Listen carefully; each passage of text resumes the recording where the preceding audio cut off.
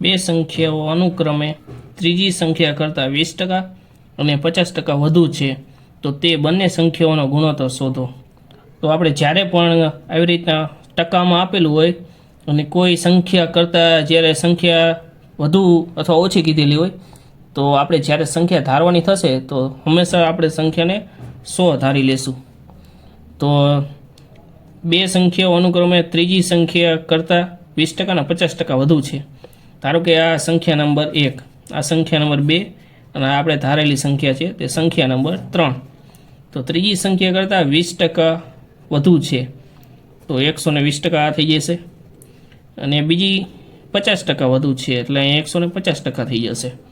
તો તે બંને સંખ્યાનો ગુણોત્તર શોધો। તો હવે આપણે પહેલી અને બીજી આ બંને સંખ્યાનો ગુણોત્તર મેળવવાનો છે અને ગુણોત્તર મેળવવા માટે શૂન્ય શૂન્ય ઉડી જશે, અહીંયા 12 અને અહીં 15 તો આના ભાગ ઉડી જશે, 4 તરી 12 સેમ રીતે ભાગ ઉડાડવામાં આવશે અને 5 ગુણ્યા 3 એટલે 5 તરી 15 તો આમાં 3 3 ઉડી જશે તો આનું ગુણોત્તરનું પ્રમાણ આપણને મળી જશે 4:5।